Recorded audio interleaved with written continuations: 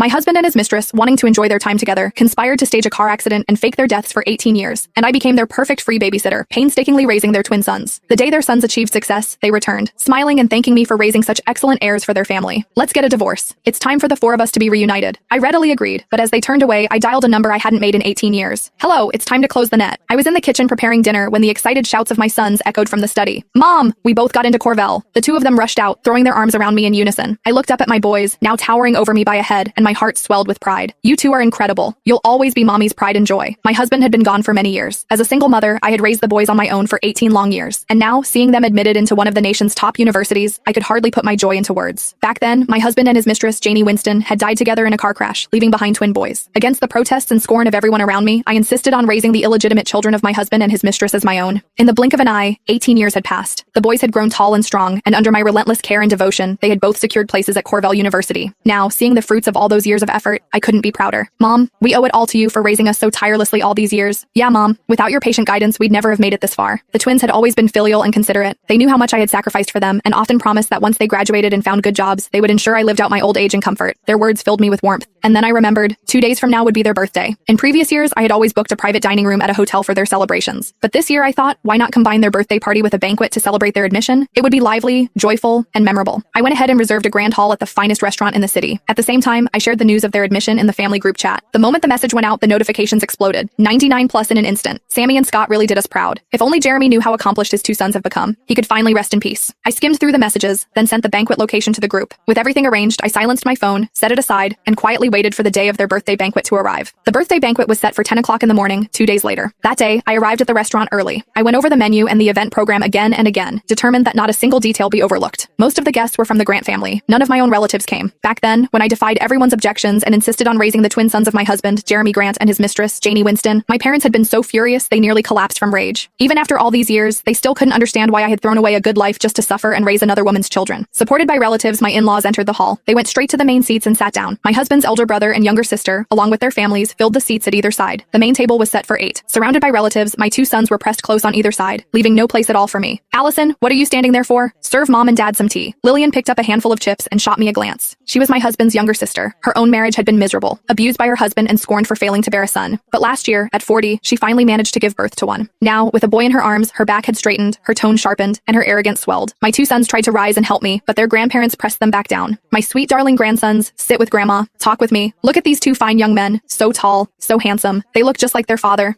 I'd say they take after Janie more, Jeremy's brother muttered. My in-laws shot him a glare so sharp he shrank back into silence. I circled the main table, pouring tea, refilling wine glasses. Finally, unable to bear it,